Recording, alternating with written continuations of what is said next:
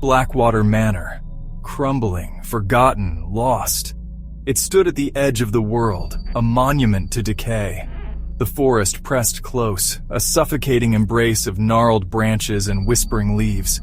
The air hung heavy, thick with the smell of damp earth and forgotten things. The house itself was once grand. Now its stone facade was stained with age and neglect. Windows, once bright eyes, were now empty sockets staring blindly out at the world. The wind howled through the broken eaves, a mournful symphony of despair. Blackwater Manor was a place of shadows, where the sun dared not touch. Blackwater Manor was a place of whispers. Whispers of a past long gone, of secrets buried deep within its cold stone heart. It was a place where the veil between worlds felt thin, where the living could almost reach out and touch the dead. It was a place to be feared. Lady Eleanor Hawthorne. Beautiful, wealthy, alone. She was a recluse, shunning company, seeking solace only within the walls of her crumbling domain. Her beauty was like a fragile porcelain mask, hiding a heart as cold and unforgiving as the stone walls of her home. Her only companion was the music box, an heirloom passed down through generations. Crafted from dark mahogany, adorned with intricate silver filigree. It was a thing of beauty, but a chilling beauty, like a spiderweb glistening with dew.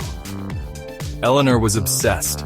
She spent hours each day, her slender fingers tracing the cold metal, her eyes fixed on the intricate carvings. The music box played a single melody, haunting, beautiful, yet laced with an underlying current of unease. A melody that seemed to seep into your very bones, burrowing deep into your soul. It was a melody that whispered of dark things, of forbidden knowledge, of a darkness that lay just beyond the veil of reality. The music box. Its origins were shrouded in mystery, lost to time and rumor. Some whispered it was a gift from a foreign prince, smitten with Eleanor's beauty. Others claimed it was discovered amongst the ruins of an ancient temple, a relic of a forgotten civilization. Wherever it came from, one thing was certain. The music box was more than it seemed. It was said to be cursed, a vessel of dark magic, capable of ensnaring the souls of the unwary. It was said that Eleanor's obsession stemmed not from love, but from something far more sinister.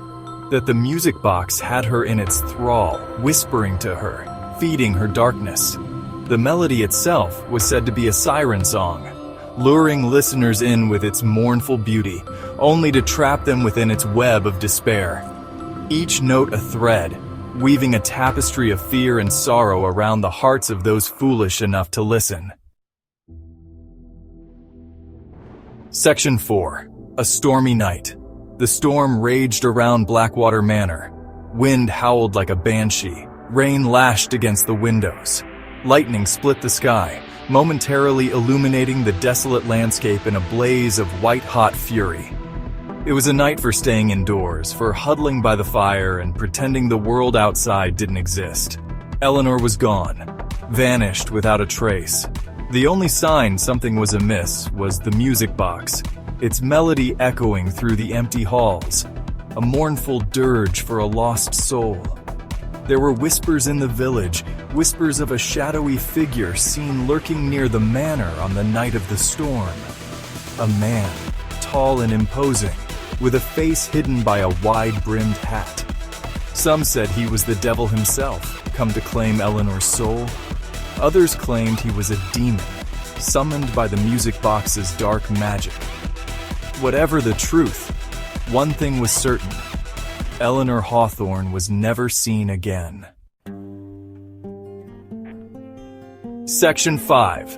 Abandoned. Blackwater Manor stood empty, abandoned, left to the mercy of the elements and the whispers of the past. The forest encroached further, reclaiming what was once its own. The once grand estate became a haunted shell, a monument to tragedy and obsession. But the music continued. Every night, so the stories went, the haunting melody would drift from the manor, carried on the wind to the nearby village. a constant reminder of the tragedy that had befallen its former mistress. Some said it was the wind whistling through the broken windows. Others that it was Eleanor's soul, trapped within the music box, crying out for release. No one dared to venture near Blackwater Manor, not anymore. It had become a place of fear, a place where darkness lingered. It was said that the music box's curse lived on, that anyone who dared to listen to its melody would suffer the same fate as Eleanor Hawthorne. Section 6. The Explorers.